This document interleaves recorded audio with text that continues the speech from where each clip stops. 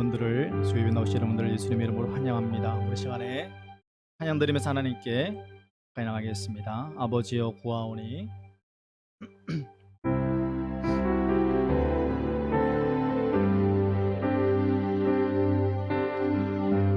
아버지여 구하오니 사랑과 빛 주소서 메마른 우리 영혼에 소망 주소서 우리 모든 삶 다하여 주 예수 찬양하오니 주 능력으로 이 민족 구원하소 아버지여 구하오니 사랑과 빛 주소서 메마른 우리 영혼에 소망 주소 우리 모든 삶 다하여 주 예수 찬양하오니 주 능력으로 이 민족 구원하소서 주님께 영광 존귀 모든 백성과 방언들 주의 이름 높이 올려 영원히 영광 돌리리 주님께 영광 존귀 모든 백성과 방언들 주의 이름 높이 올려 영원히 영광 돌리리라 주님께 영광 존귀 모든 백성과 방언들 주의 이름 높이 올려 주님께 영광 존귀 모든 백성과 방언들 주의 이름 높이 올려 영원히 영광 돌리리라 아버지여 구하오니 사랑과 빛 주소서 메마른 우리 영혼에 소망 주소서 우리 모든 삶 다하여 주 예수 찬양하오니 주 능력으로 이 민족 구원하소서 주님께 영광 존귀 모든 백성과 방언들 주의 이름 높이 올려 영원히 영광 돌리리 주님께 영광 존귀 모든 백성과 방언들 주의 이름 높이 올려 영원히 영광 돌리리라 예수 어린 양 예수 어린 양 십자가 그 사랑 나를 위하여 피 흘리신 십자가 지신 그 사랑 나 따라갑니다. 나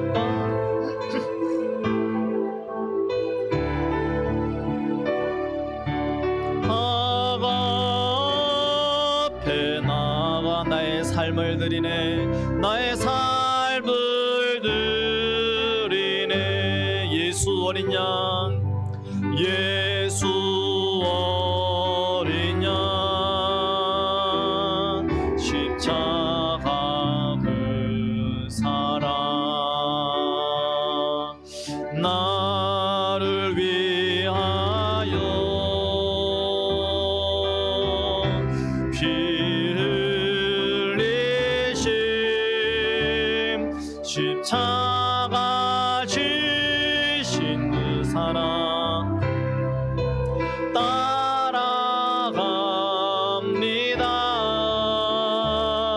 십자가 앞에 나가 나의 삶을 드리네 나를 새롭게 하신 나를 새롭게 하신 놀라운 그 사랑 대신 주를 예배하네 나를 새롭게 하신 놀라운 그 사랑 대신 주를 예배하네 십자가 지신 그 사랑 나 따라갑니다. 십자가 앞에 나가 나의 삶을 드리네 피난처 되시는 주 예수 영원한 승리의 왕 주님의 얼굴을 구할 때 주님의 얼굴을 주의 빛 비추시네 주의 빛 비추시네 전쟁은 주님께 속했네 전쟁은 주님께 속 승리는 우리의 것 승리는 우리의 것 예수의 이름을 높이며 예수의 이름을 영원히 찬양하리 영원히 찬양하리 주님의 임재에 온 땅은 들리고 우리 기도에 하늘 문 여시네 온 민족과 열방 주께 경배해 영원히 보좌에 계신 왕께 전쟁은 주님께 속했네 승리는 우리의 것 예수의 이름을 높이며 영원히 찬양하리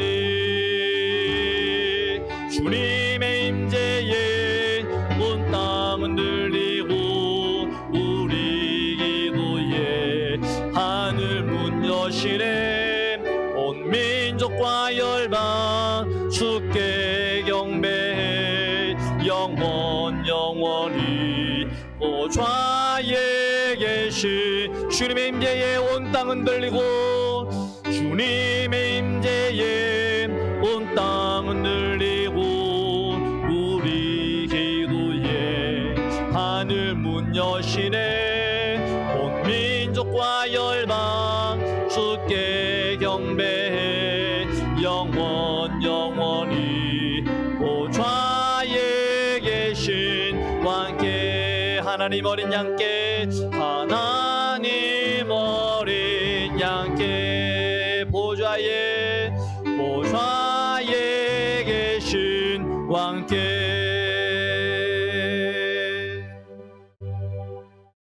다 같이 주기도만 하겠습니다.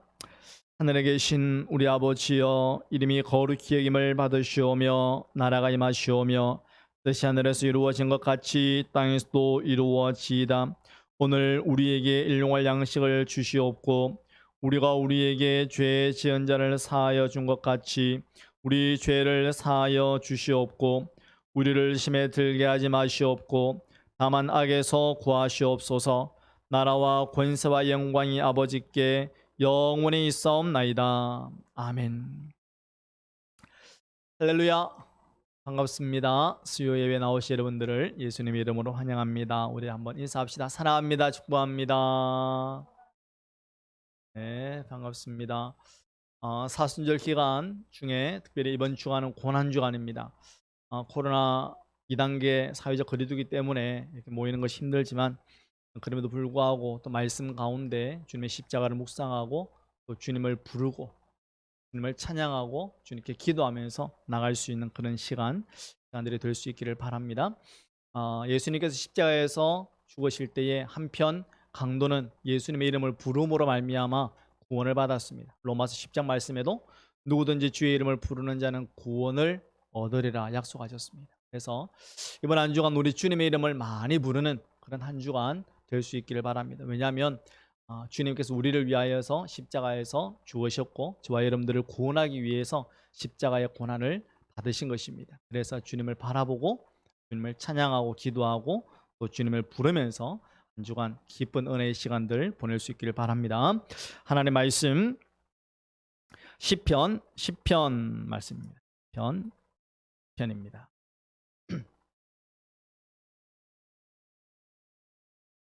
이번 주일은 부활주일입니다. 광고들은 주보를 참고해 주시면 됩니다. 시편 1절부터 마지막 18절까지 한 절씩 교도하겠습니다. 여호와여 어찌하여 멀리 서시며 어찌하여 환난 때에 숨으시나이까.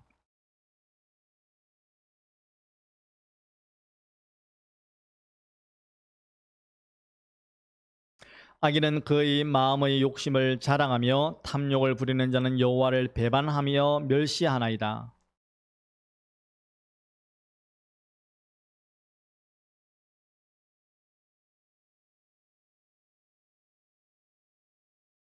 그의 길은 언제든지 견고하고 주의 심판은 높아서 그에게 미치지 못하오니 그는 그의 모든 대적들을 멸시하며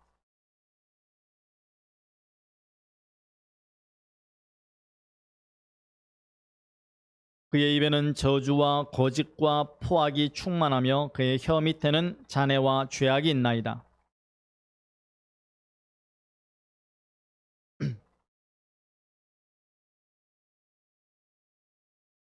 사자가 자기의 굴에 엎드림같이 그가 은밀한 곳에 엎드려 가련한 자를 잡으려고 기다리며 자기 그물을 끌어당겨 가련한 자를 잡나이다.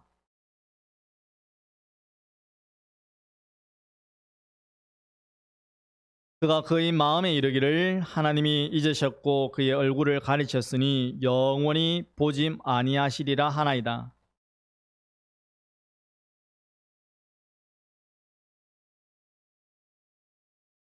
어찌하여 악인이 하나님을 멸시하여 그의 마음에 이르기를 주는 감찰하지 아니하리라 하나이까.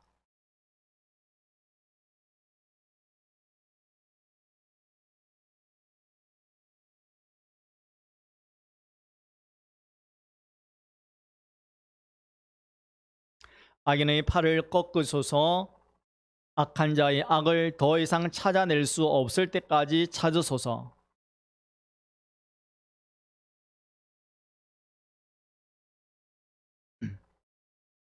여호와여 주는 겸손한 자의 소원을 들으셨사오니 그들의 마음을 준비하시며 귀를 기울여 들으시고 고아와 압제당하는 자를 위하여 심판하사 세상에 속한 자가 다시는 위협하지 못하게 하시리이다. 아멘.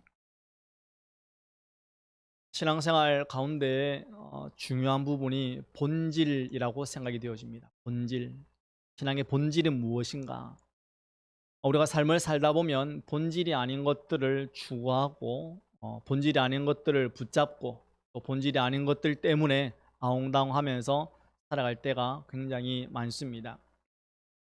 예수님을 믿지 아니하는 많은 사람들의 삶뿐만 아니라 예수님을 믿는다고 하면서도 본질이 아닌 비본질적인 것들을 들고 추구하고 이 세대가 쫓아가는 방향으로 따라가려고 하는 그런 삶의 모습을 순간순간 볼 때가 있습니다. 그럴 때일수록 저와 여러분들은 말씀을 통하여서 내 삶 가운데 무엇이 진정한 하나님께서 원하시는 삶인지 그것을 찾아내고 또 그 삶 가운데 내 삶을 내어 드릴 수 있는 그런 은혜가 있기를 예수님의 이름으로 축원합니다. 시편 10편 말씀에 보시면 악한 자들의 삶의 모습에 대해서 기록을 하고 있습니다. 악한 자들의 삶. 1절부터 보시면 여호와여 어찌하여 멀리 서시며 어찌하여 환난 때에 숨으시나이까. 보면 2절부터 11절까지 악한 자들의 삶에 대해서 아주 자세하게 기록을 하고 있습니다.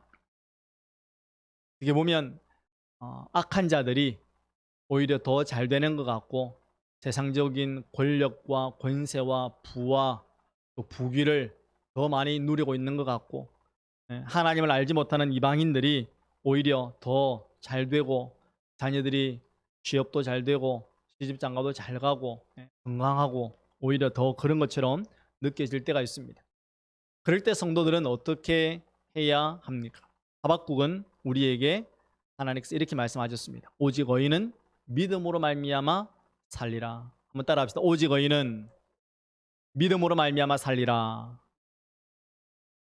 그 말씀을 로마서 1장에도 인용을 했죠. 오직 의인은 믿음으로 말미암아 살리라. 그래서 우리의 신앙의 본질은 믿음이라고 하는 것입니다.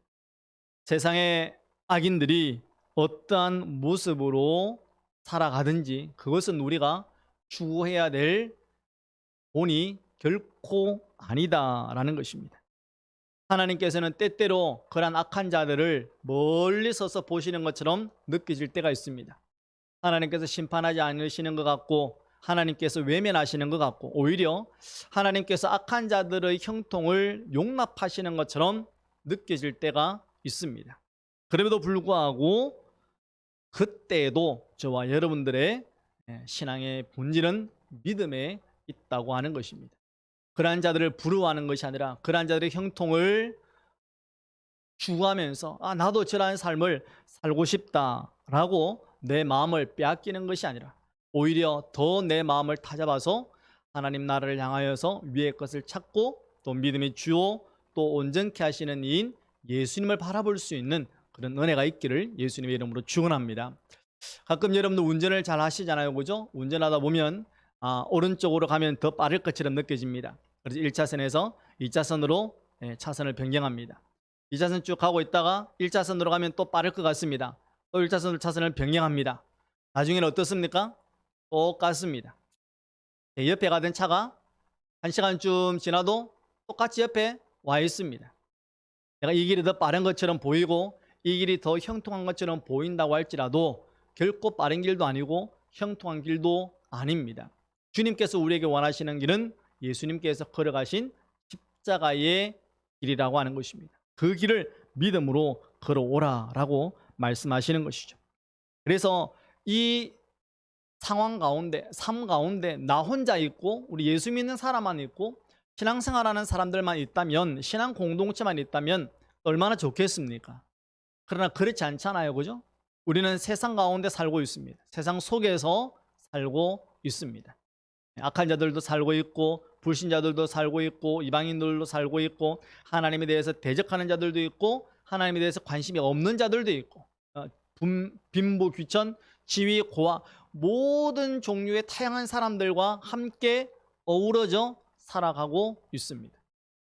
그럴 때 우리는 그러면 그 사람들을 향해서 어떻게 해야 합니까?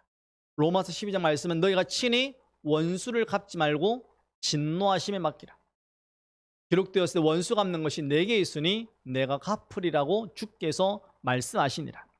오늘 10편 1절부터 11절까지, 특별히 18절까지 전체 내용을 보면 이 시편 기자는 자신의 삶 가운데 불합리하고 이해되지 아니하고 억울할 때도 있고 황당할 때도 있고 오히려 참으로 부러워질 것 같은 그런 상황을 경험하고 접할 때가 있다라는 것. 그때 어떻게 하느냐? 하나님께 맡겨드린다. 하나님께 내어드리는 거예요. 자, 12절 보십시오. 여호와여 일어나옵소서. 하나님이여 손을 두옵소서. 가난한 자들을 잊지 마옵소서. 어찌하여 악인이 하나님을 멸시하여 그의 마음에 이르기를 주는 감찰하지 아니하리라 하나이까. 하나님께 기도하고 있는 거예요. 하나님께 맡기는 것입니다. 사랑하는 성도 여러분, 우리가 하나님의 심판을 대신해서 할 수가 없습니다. 우리가 하나님처럼 이 세상을 심판할 수가 없습니다. 하나님께 다 맡기는 거예요. 그것을 부러워하고 그 형통에 대해서 나도 뭔가를 콩고물이라도 좀 더 먹고 싶고 그런 게 아니라 그런 모든 삶에 일어나는 부조리들을 하나님께 다 맡겨드리는 거예요. 그래서 2절부터 11절까지 보면 이 악한 자들의 삶의 모습에 대해서 계속해서 시편 기자는 친히 원수를 갚는 것이 아니라 그들의 삶을 아주 낱낱이 고백하고 낱낱이 하나님께 아뢰고 있습니다. 사랑하는 성도 여러분, 다윗이 이런 기도를 자주 했습니다. 다윗은 하나님 앞에서 어떤 기도를 드렸냐면 토설하는 기도를 드렸습니다. 토설하는 기도. 그래서 쉽게 말하면 내 삶 가운데 답답하고 나를 억누르고 짓누르고 있는 상황, 그런 삶의 많은 문제들을 그냥 내 안에서 삭히고 있는 게 아니에요. 그것을 하나님께 토해내는 겁니다. 예수님께서 겟세마네 동산에서 십자가를 지시기 전날 밤에 어떻게 하셨습니까? 제자들을 2명을 데리고 돌을 던질 만큼 거리에 가셔서 엎드리셔서 기도합니다. 땀방울이 핏방울이 될 때까지 기도하셨습니다. 그래서 마태복음 말씀에 힘쓰고 해서 더욱 간절히 기도했다고 그랬습니다. 히브리서 말씀은 예수님께서 심한 통곡과 눈물로 기도했습니다. 기도 내용이 뭡니까? 할 수만 있거든 이 잔을 내게서 옮겨 주시옵소서. 그러나 나의 원대로 마옵시고 아버지의 뜻대로 되기를 원합니다. 주님은 주님 안에 있는 그러한 삶의 무거운 짐들을 하나님께 다 고백을 하는 거예요. 힘쓰고 애써 더욱 간절히 심한 통곡과 눈물로 주님께 아뢰었다고 하는 것입니다. 사랑하는 성도 여러분, 그냥 우리가 외면한다고 해서 문제가 사라지는 것이 아닙니다. 여러분, 이 세상의 삶의 문제들이 우리가 외면한다고 해서 결코 사라지거나 잊혀지는 것이 결코 아닙니다. 우리가 마귀에 대해서 마귀를 무시하고 마귀를 외면하면 마귀가 우리의 삶 가운데 공격하지 않습니까? 마귀를 우리가 모른 척하고 악한 영들을 우리가 잊어버리고 살면 그러한 공격으로부터 우리가 자유롭게 살아갑니까? 그렇지 않잖아요. 야고보서 말씀은 마귀를 대적하라 그랬습니다. 마귀를 대적하라.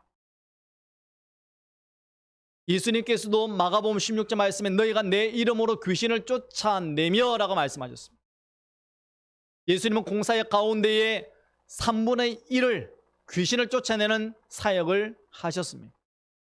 우리가 이 세상의 영적인 부분들을 모른 척하고 나와는 상관없는 것처럼 외면하고 산다고 해서 그런 것들이 잊혀지는 것이 결코 아니라는 거예요.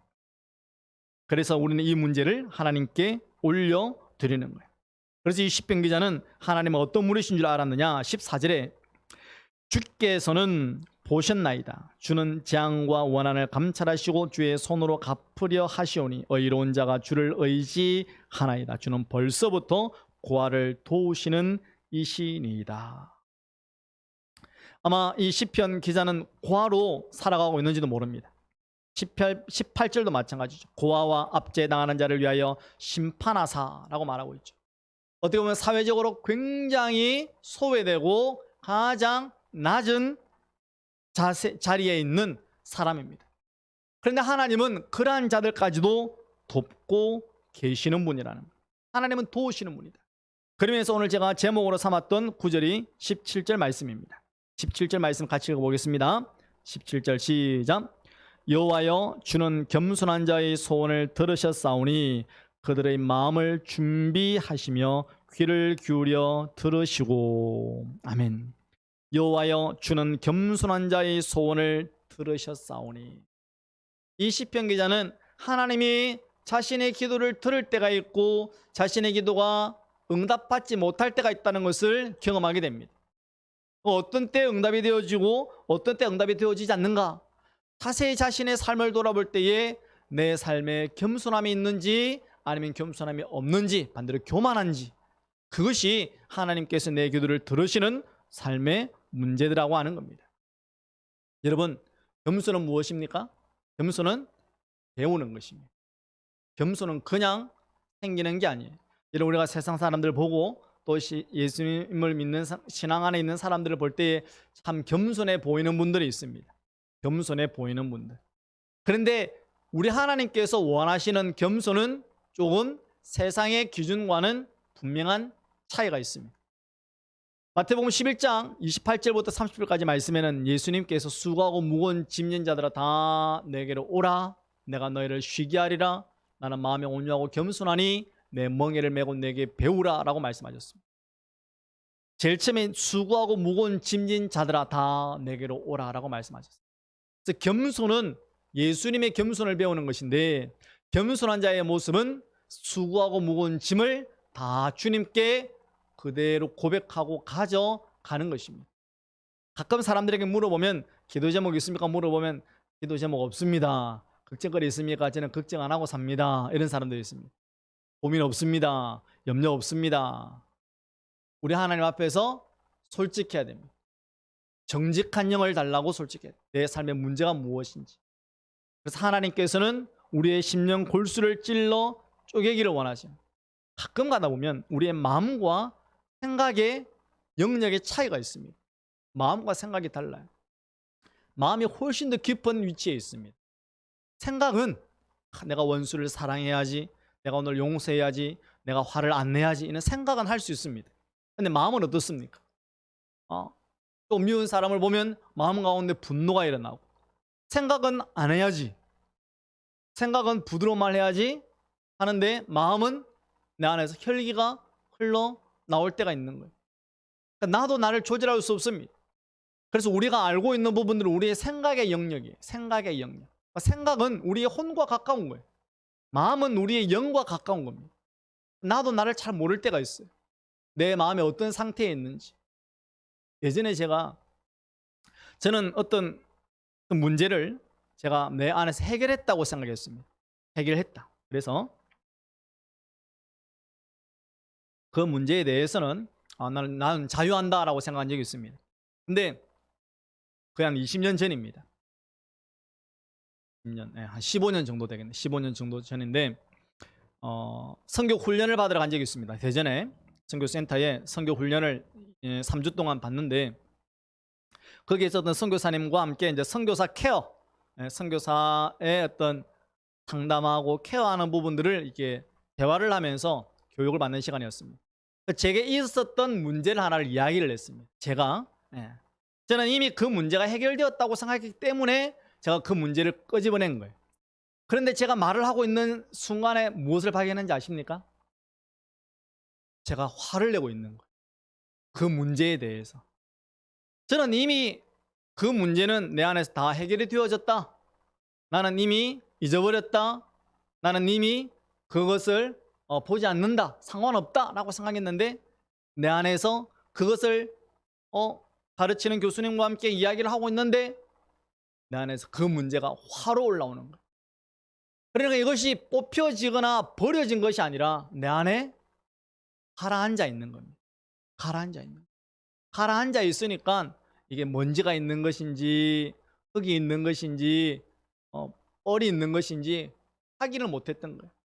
그런데 뭔가가 이렇게 막 뒤집어내니까 내 안에 가라앉아 있던 것들을 확인할 수가 있었습니다. 확인할 수가. 근데 지금은 그 문제에 대해서 화가 안 나요. 하나님 앞에서 우리 안에 있는 것들을 다윗과 같이 호설하는 기도를 해야 됩니다. 그냥 막 세상을 향하여서 부러워하고 나도 예수님만 안 믿었으면 떵떵거리고 살 텐데, 예수님만 안 믿었으면 나도 부자로 살 텐데, 나도 큰 집에 살고, 나도 좋은 차 타고 다니면서 일요일 날 골프 치고 다니고 해외여행 다니면서 살 텐데, 봄에는 꽃놀이 가고, 가을에는 단풍놀이 가고, 겨울에는 스키 타러 다니고, 여름에는 시원한 나라에 해외여행 가고 다 할 텐데, 부러워하는 게 아닙니다. 부러워하면 내 안에 그러한 세상의 욕심들이 점점 나를 올라가면 겁니다. 그래서 야고보서 말씀에 우리가 시험 받는 것은 하나님으로부터 시험 받는 것이 아니다. 무엇이 우리를 시험한다 그랬습니까? 나의 욕심이 나로 하여금 시험을 들게 한다라고 말하고 있는 겁니다. 사랑하는 성도 여러분, 여호와는 우리의 겸손한 자의 소원을 들어 주신다라는 겁니다. 그래서 겸손은 주님의 겸손을 배우는 거예요. 내 안에 있는 수고하고 무거운 짐을 다 주님께 가지고 가는 거예요. 주님께 가지고.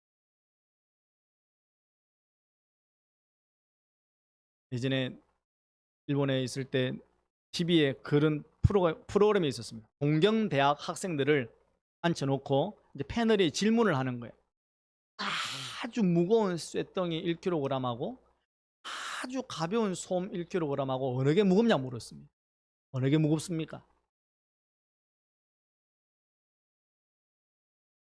남기자 성도님, 어느 게 무겁습니까? 제가 뭐라 그랬습니까? 아주 무거운 쇠 1kg하고 아주 가벼운 솜 1kg하고 어느 게 무겁까? 둘 다 1kg이라서 무게는 똑같다라는 거예요.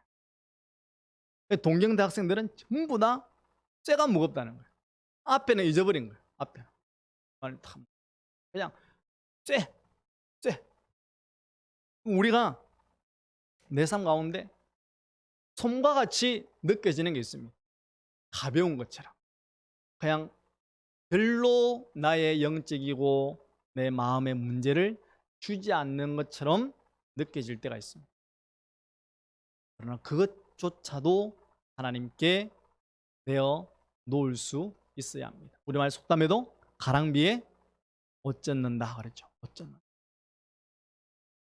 나도 모르는 사이에 한 방울이 내 심령에 쌓이기 시작합니다. 나도 모르는 사이에 한 방울의 물이 계속해서 떨어질 때에 바위를 쪼개는 것처럼 내 마음을 상처를 낸다라는 거예요. 그래서 수고하고 무거운 짐을 다 주님께 가지고 와서 고백하는 겁니다. 누가복음 17장에 한 여인이 불의한 재판관에게 와서 밤낮 그의 억울함을 풀어달라고 간구합니다. 밤낮 간구하는 거예요. 그의 억울함, 삶 가운데 있는 억울함, 누구도 들어주지 아니하는 그 억울한 삶의 문제를 불의한 재판관에게 가져와서 간구할 때에 불의한 재판관이 들어주는데 하물며 너희 하늘에 계신 아버지를 까보냐 그랬습니다. 우리 하나님은 우리가 가지고 가려고 준비만 해도 알고 계시는 거예요. 하나님, 오늘 나에게 이러한 문제가 있습니다. 이러한 수고가 있습니다. 이러한 고민이 있습니다. 하나님께 알고 싶습니다. 하나님 우리는 그 마음 이미 알고 계시는 분이에요. 우리에게 있어야 될 것을 이미 받은 줄로 믿으라고 말씀하시는 거예요. 이미 하나님 우리에게 응답 주기를 원하시는 겁니다. 그래서 17절 말씀이 여호와여 주는 겸손한 자의 소원을 들으셨사오니 그들의 마음을 준비하시며 라고 말씀합니다. 하나님은 우리의 마음도 준비하시는 분이라는 거예요. 우리를 겸손하게 낮추시고 우리의 기도를 들어주시기 위해서 우리의 마음을 준비하시는 거예요. 그래서 하나님은 은혜 베풀 자에게 은혜 베풀고 긍휼히 여길 자에게 긍휼을 베푸시느니라. 하나님은 우리에게 예수님 닮아갈 수 있는 마음도 우리에게 주신 거예요. 겸손한 은혜도 우리에게 주신 것입니다. 내 스스로 뭔가를 말하지 않고 차분하게 있고 싶다고 해서 그것이 겸손이 결코 아니라는 겁니다. 두 번째로 겸손은 나보다도 남을 낮게 여기는 겁니다. 나보다도 남을 낮게 여기는 겁니다. 그래서 다른 사람을 세워주고 다른 사람을 인정해주고 다른 사람을 용납해주고 우리가 종종 많이 듣는 말들이잖아요. 다름과 틀림의 차이. 상대방이 다른 말을 한다고 해서 그것이 틀린 것이 아니라 다르다라는 겁니다. 다르다. 물론 진리의 문제에 있어서는 틀림이 분명하게 있습니다. 옳고 그름의 문제가 분명하게 있습니다. 그러나 진리가 아닌, 본질이 아닌 문제에 있어서는 나와 상대방의 생각의 차이를 알 수가 있습니다. 미국에 있는 강해 설교가 찰스 스윈들이라고 하는 목사님이 계십니다. 이 목사님은 아주 강해 설교로 유명하신 목사님이신데 취미가 오토바이를 타는 거예요. 오토바이. 그래서 자기 사모님 생일 때 선물을 하나 준비했습니다. 뭘 준비했을까요? 헬멧을 하나 준비했어요. 사모님에게 헬멧을 다 준비.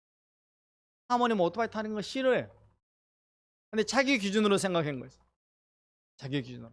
사모도 오토바이 타는 것을 좋아할 것이다. 그래서 물어보지도 아니하고 뭐가 필요한지 물어보지도 아니하고 헬멧을 딱 준비해서 선물을 드린 거예요. 사랑하는 성도 여러분, 하나님은 우리에게 우리의 필요를 다 아시지만 우리가 고백하기를 원하세요. 우리가 하나님께 기도하기를 원하세요.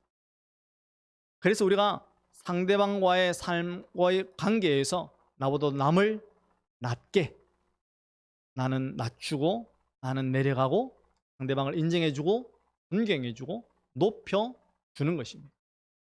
사울이 왕이었을 때 다윗이 장수로서 전쟁터에 나가서 승리하고 돌아옵니다. 예루살렘을 향해서 개선 장군으로 돌아올 때에 사람들이 어떻게 환영했습니까? 사울은 천천히요, 다윗은 만만히로다. 그러니까 누가 열받은 겁니까? 사울 왕이 열받은 거예요. 왕인 나에게는 천을 돌리고 신하인 다윗에게는 만을 돌리니 그가 얻을 것이 나라 외에 뭐가 있겠느냐? 왕위가 빼앗겨질 것이다 라고 생각을 했던 겁니다. 어릴 때 부흥사 목사님이 제 시골 교회에서 이 부분을 아주 지혜롭게 말하면 된다라는 거예요. 다윗을 만만히로다 라고 높이고 싶으면 다윗을 먼저 이야기하는 거예요. 다윗은 만만히로다, 사울은 그의 왕이로다. 그렇게 하면 된다는 거예요. 사울도 높이고 다윗도 높이는 거예요. 사울도 높이고 다윗도 높이고. 나를 드러내기 위하여서 다른 사람을 짓밟고 올라가는 것이 결코 아닙니다. 지난주 말씀드렸죠. 우리 주님은 다른 사람들에게 자비를 베풀기 위하여 누군가의 것을 빼앗아 와서 자비를 베풀지 않았다라는 겁니다. 우리가 세워지기 위하여서 남을 밟고 일어서게 하시는 분이 결코 아닙니다. 우리 주님은 함께 세워져 가기를 원하세요. 사랑하는 성도 여러분, 세상은 그렇지 않습니다. 세상은요, 누군가의 부가 채워지면 누군가는 가난해지게 되어 있습니다. 그죠? 누군가는 서울대학에 들어가면 누군가는 서울대학에 못 들어가는 거예요. 그러나 하나님의 나라는 다릅니다. 9시에 들어온 사람도 한 데나리요. 10시에 들어온 사람도 한 데나리요. 점심에 들어온 사람도 한 데나리온. 마지막 1시간 남은 시간에 들어온 사람도 한 데나리온입니다. 하나님 나라는 하나님께서 모든 사람을 세워주기를 원하시는 거예요. 모든 사람을 세워주기를 원하신다. 사랑하는 성도 여러분, 우리의 기도가 응답받기를 원하십니까? 그렇다면 우리는 주님 앞에서 겸손한 자가 되어야 됩니다. 특별히 잠언 4장 23절 말씀에 모든 지킬 만한 것 중에 더욱 내 마음을 지키라 그랬습니다. 내 마음을 지키라. 생명의 근원이 이에서 남이니라. 사랑하는 여러분, 우리는 우리의 마음이 겸손해져야 됩니다. 예수님의 말씀과 같이 나는 마음이 온유하고 겸손하니 그랬습니다. 나는 마음이 온유하고 겸손하니.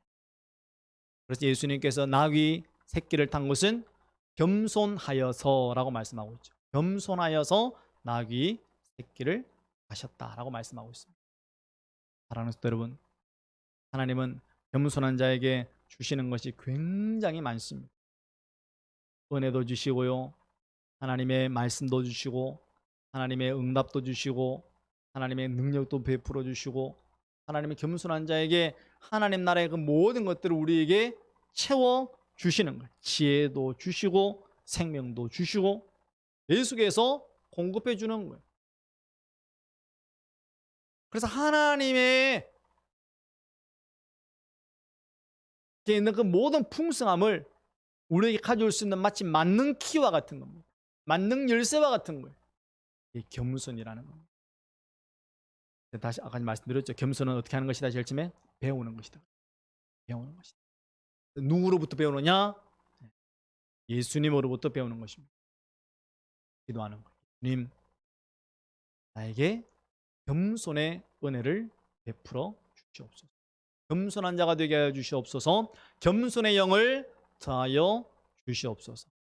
겸손하여서 말하고, 겸손하게 생각하고, 겸손하게 행동하고, 겸손하게 모든 사람들을 섬길 수 있는, 그래서 오늘 이 시편 기자의 고백과 노래와 같이 비본질에 내 마음을 빼앗기는 것이 아니라 오직 하나님을 바라보고 하나님께만 우리의 마음을 온전히 들을 수 있는, 그래서 주님의 도우심과 주님의 응답을 받을 수 있는 우리 모두가 될 수 있기를 예수님의 이름으로 축원합니다. 함께 찬양하고 한번 기도하겠습니다. 아버지여 구하오니 사랑과 빛 비추소서. 찬양.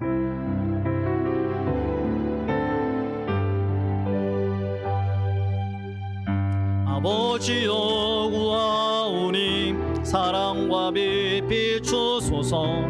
메마른 우리 영혼에 소망 주소서. 우리 모든 삶 다하여 주 예수 찬양하오니 주 능력으로 이 민족 구원하소서. 주님께 영광 존귀 모든 백성과 방언들 주의 이름 높이 올려 영원히 영광 돌리리. 주님께 영광 존귀 모든 백성과 방언들 주의 이름 높이 올려 영원히 영광 돌리리라. 한번 같이 기도하겠습니다. 하나님, 우리 삶 가운데 이 세상을 바라보고 부러워하는 자들이 아니라 하나님께서 원하시는, 하나님이 기뻐하시는 겸손한 자의 삶을 살게 하여 주옵소서. 우리 하나님은 겸손한 자의 소원을 들으신다고 말씀하셨습니다. 우리 사랑하는 모든 성도들 예수님의 겸손을 배우는 자가 되게 하여 주옵소서. 우리의 마음에 겸손한 자가 되기를 원합니다. 겸손의 은혜를 다해 주시고 겸손의 영을 허락하여 주시옵소서. 우리 함께 기도하며 나가겠습니다. 살아계신 아버지 하나님 감사를 드립니다. 아버지 하나님, 오늘도 주신 말씀을 기억하면서 나아갑니다. 우리 사랑하는 모든 성도들에게 너와 능력을 다하여 주시옵소서. 특별히 겸손의 영을 다하여 주시기를 간절히 바라고 소원합니다. 우리 예수님에게 우리의 수고하고 무거운 짐들을 다 가져오기를 원합니다. 주님께 다 내어놓습니다.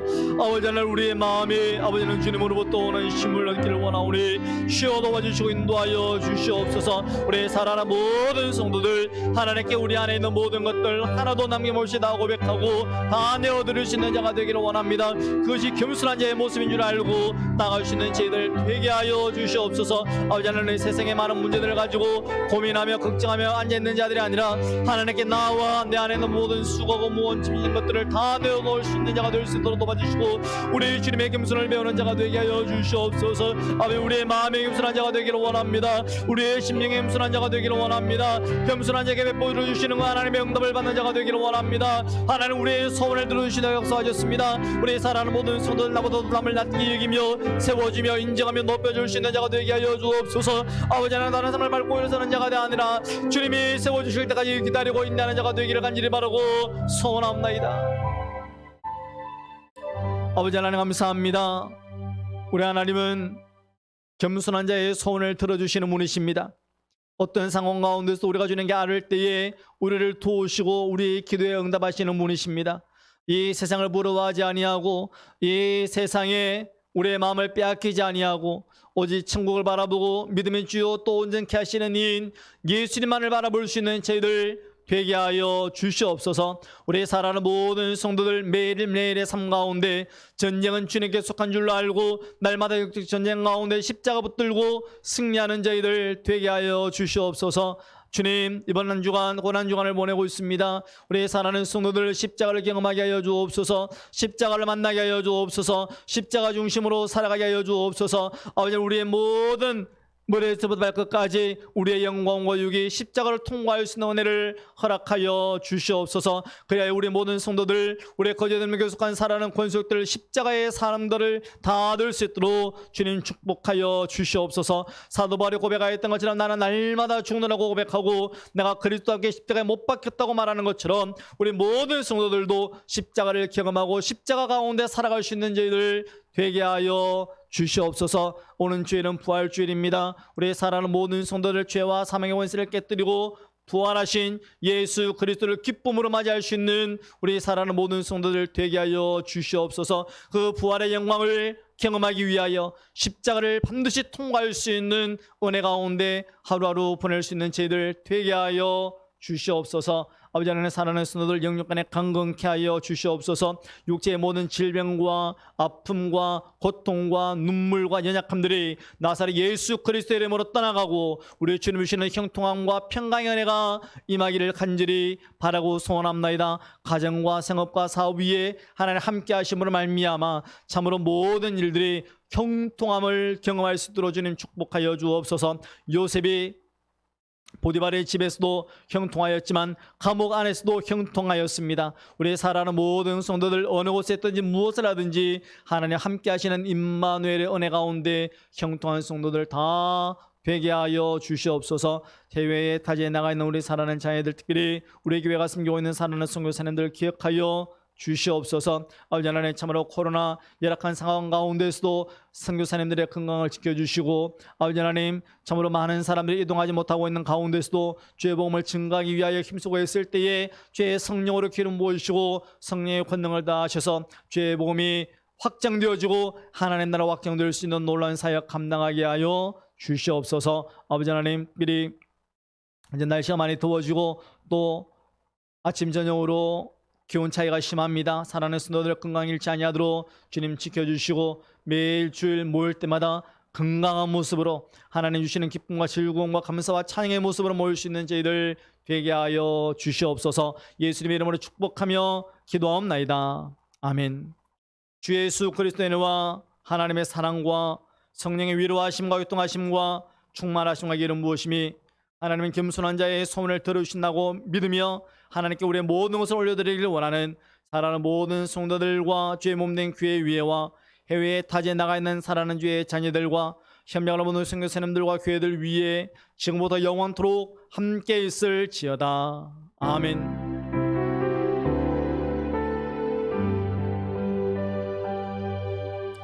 우리 모두 자리에서 일어나셔서 두 손 높이 들고 마라나타 찬양드리겠습니다.